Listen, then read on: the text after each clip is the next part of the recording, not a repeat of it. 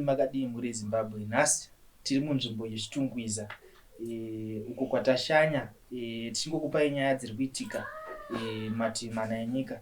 So nhasi tatishanye kuna sekuru mukanya, kana kune vaimbovanzwa aiwa nhasi tinavo muchange muchizvinzwira pamuno sefodya. Rega tichingotanga nekunzwa kuna sekuru makadii. Ndinofara makadii. Aiwa isinofara. Nyaya dzatiri kunzwa dzekuti hanzi munogadzira mudzimu kune vaya vane midzimu isina kugadzirwa. Takanzwa kuti munenge munobata mabasa iyayo. Mungatiudzire zvii zvinenge zvinyatsoitika? Aiwa ndinopanzwa hongu. Zvinenge zvakamira zvakadai. Chekutanga kupindwa kwedare racho kuona pane dambudziko zvakaita sekuti ruzhinji panenge pane chakanaka pasheke chakaipa. Panonge paine kushinwa kunenge kuripo kana dzingava mhosva dzakaparwa mukati memusha. Chatinoita isusu chekuti tinokwanisa kunge tichikamura mhepo, mweya. Kana tinge takamura kudaro tokwanisa kusvitsa dzimu rokwanisa kubatiswawo masiwo kuziva nhoroondo yakakwana nekukonyeswa pakati pemhuri. Ndosimikidza tinoita chenuro kurudzwa kuti mhaka nemhosva dzinenge dzakaparwa nemusha nedzinza tinokwanisa kukamura mhepo idzodzo. Takamura mhepo idzodzo tichikwanisa kusimbisa pamwe chete nekutambanudza chikaranga chacho. Kuti ruzhinji rwatinoita nderokuti kune mhepo nemweya yose iyo ruzhinji. Mweya iyoyo kana ringaite sebasa ine macheketero nemapikirwo ainoitwa kuti ikwanise kubatwa yese pautadzidzi hwayo, yokwanisa kuoneka kuti inenge yakamira sei. Ingamira sengozi, inochemerwa nekukumbirirwa, yopindurwa iyoyo kuti revashave.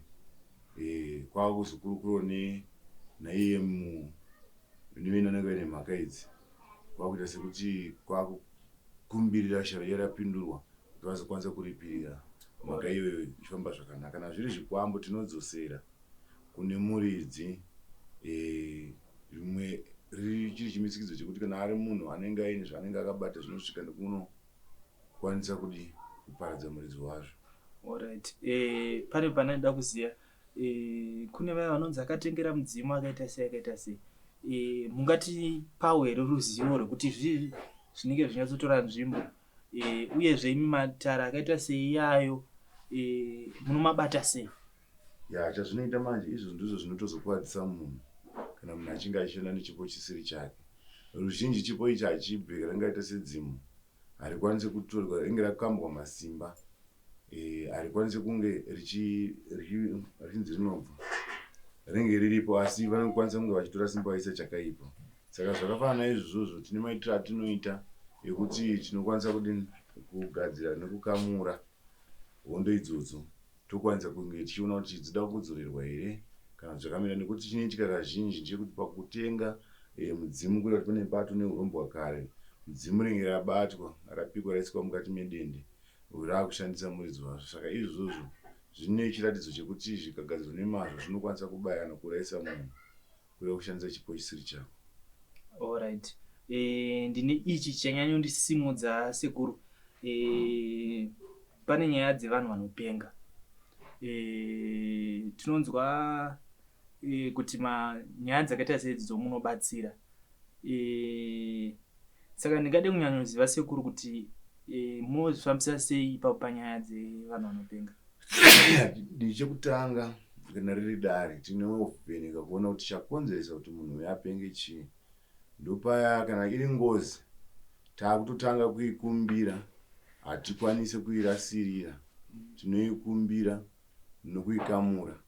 Ndopatinoshandisa zvatinoshandisa. Ruzhinji tinogona kukwanisa kuti tione dambudziko racho kuti riri kubva papi. Taona pari kubva dambudziko, taakukwanisa kunge tichichemera iri ngozi haibviswi. Kana chinge kuri munhu akaturikwa chikwambo, tinenge taakutotsipika nekuti mashandiro atinoita ndekuti zvakafanana nedzimu.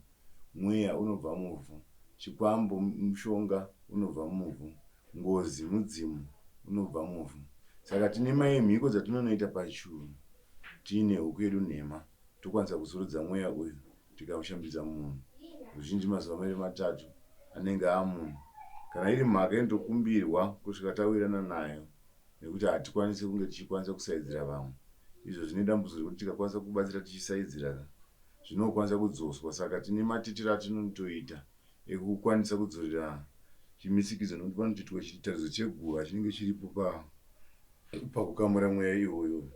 Toona kuti aiwa dambudziko riri papa, tichikwanisa kuti kubatsira munhu wega. Alright, pakanaka. Asi tingave nehama dzedu vatinongoziva kuti vanhu anogona kunge akazvarwa achipenga kana kuti akazotanga kuti penge ati kurei, asi munhu iye ane makore achipenga. Mukureveri kuti munhu akadaro tikauya naye mudare menyu, munhu iye anowanikwa achinoporeswa? Ichokwadi saizvozvo. Aiwa, ndizvo zvangu chaizvo izvozvo. Chero ane nguva yakareba sei, ndopatati isusu tinongoona pane dambudziko, chero unganzi zvine makore akaita sei, dambudziko mweya wavakonzeresa iwo ndo watinoshanda nawo. Kana zvichiita kuti tiudzosere, kana zvichiita kuti pada kuripwa, tokwanisa kugara pasi toona kuti vane dambudziko iri tokwanisa kuona kuti topagadzirisa nemutovo upi. Hazvina mhaka nekuti ane nguva yakareba sei, kana achinge akaberekwa akadaro zvinenge zvichida kuti agadzirwa achiri mudiki. Alright. Panguva ini kune zvirwere zvanetsa sekuru, zvinosanganisira kenza nezvimwe zvisiri kungonzwisika, zvekuti munhu anoenda kuzvipatara ane humwe urwere hwekuti pamwe ari kuita mazipundu, maronda kudii. Handizive sekuru kuti mungabatsira sei pakadaro. Saizvozvi tine makwenzi atinawo anobvira kublood cancer, skin cancer, ndingangoti zvese urwere ihwohwo hwese hwakadaro ihwohwo mishonga tinayo kana ari ronda kudya nekuisa paronda, kana iri yemuropa kungoisa mubotera pasina nguva yakati wandei dambudziko rinenge rapera. Alright, tichingopinda mune nyaya yembavha, vanhu vari kubirwa sekuru. Matare akadaro handizivi kuti mungabatsira sei ruzhinji rweZimbabwe, because vamwe vari kutenderera kuda kumbotsvaga kuita sei. Handizivi kuti imi mungatiwo pamusoro pezvinhu zvakadaro. Inini mashandiro angu ruzhinji kana pachinge pakadaro ndinokwanisa kuti panoshandisa gamba ratinomutsirira kumakuva, kuda kuti paguva rimwe anenge aine masvondo 2-3 afa aputika nehonye, tinokumbira honye tokwanisa kudzitumira, dzinokwanisa kunanaira kwanisa kunge dzichienda mutumbi womunhu iyeye, kuda kuti munhu iyeye anofanira kunge achikwanisa kunge akada kudzitsvaira akarara dzinondopa didzo dzobuda mari, kana akangomuka dzinotongereka dzamari. Tinomutsirira mweya wegamba kumakuva, ndomaitiro atinoita. Piri, tinewe kukwanisa kupomba kuzvimbisa dumbu. Tatu, tinewe kurasisa njere. Asi zvinhu izvi pasina mazuva 3 munhu anenge awana zvinhu zvake, chero akavharwa mari, chero ngangoti matambudziko akaita seiwaya, ndo makwenzi andinawo 3 aya. Alright, panguva yatiri kwanetsa munhu abatwa nenyuchi azodii. Sekuru, ameno nyaya dzenyuchi munodzizwisisa sei? Ndinodzinzwisisa hangu, asi ni mushandiro wangu manje ndowandatsanangura sekuti inini ndinoshanda ruzhinji nekumutsirira magamba. Mushonga wenyuchi iwoyo ini ndine honye ndodzandinadzo, dziye dzandatsanangura kuti panoendwa usiku, parinda kuchiita zvatinoita, iye nyamukanganisi anenge ari parudivi kwakutonokumura nguo kwakumutsirira mushakabvu, kwakukwanisa kutumira munhu iyeye. Inini nhau yenyuchi inini ndinoshanda nepangu panenge pakati pesei mukati mekushanda, asi mishonga yayo yangu inini ine izhinji ndeyehonye, ndo wandokwanisa kunge ndichikwanisa kumutsa mhepo. Aiwa, panzwisisika. Ndoda kunzwawo panyaya yerukawo, izvezvi ndo imwe nyaya iri kunetsa yashungurudza ruzhinji rweZimbabwe. Kumumba kumbopanze zvinhu zvatinetsei. Ipapo ndine wekuti watinoti isusu temera kuodza, kuda kuti munhu akakwanisa kunge achienda pabonde nemunhu akagadzirwa, nekuti iwoyo unongokwanisa kuti unoshandiswa kana ari munhurume, anoshandisa kuzvizorera ukwanisa kuvaka bonde nemudzimai wake, kureva kuti mudzimai uyu anenge achitofamba nenyoka, akangosangana nemunhu chete wasangana naye haakwanisi kubuda imba imomo. Ari pakati pekuvaka bonde anopararira paanenge achikwanisa kunge achipedza bonde rero, anotozokwanisa kunge achidzika atoparara atofa. Ndo wandinawo. To yapiri tine wekuzvimbisa dumbu pamwe chete neruware rwokuti munhu akagadzira mukadzi wake akada kusangana nemumwe munhu anokwanisa kuonekwa hakwana masanganiriro anoita kuisa ruware. Wetatu tine webanga wekuti munhu akavaka bonde nemudzimai anenge agadzirwa kudaro anokwanisa kunamirira. Ndo mamiriro apakaita, ndo mitatu yandina iyoyo. Alright. Tine nyaya dzevanhu vari kumajeri. Mune vanhu vakaenda kumajeri vasina mhaka. Vamwe vatinozotonzwa kuti munhu akapomerwa repi atogara kana kuma 6-7 years wozonzwa mwana kuti ndakafurirwa kuti nditero ndakarepwa, kureva kuti munhu iyeye akasevha kujeri asina mhosva.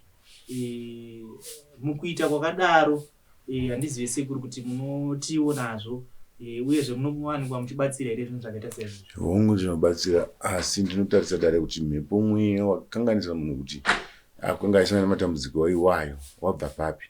Ndadaro ndochikwanisa kuwanikwa ndichinobata mhepo iyayi toisunga, tochikwanisa kuti toshanda nenguo dzake kana iye ari kujeri kana ingava picture. Pasina mazuva matatu anenge akutodzoka, chero munhu ari kutopika jeri anokwanisa kutowanikwa achitonobuditswa chero aine mhaka akapara yakaita sei.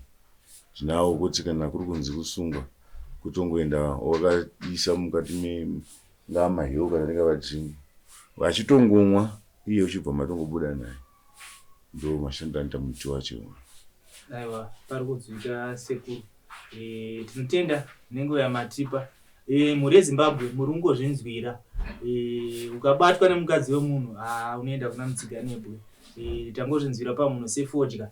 Ngatisangane muzvikamu zvinoteera. Ndo zuva redu tina sekuru mukanya kuno kuchitungwiza kunonzi kuRockville.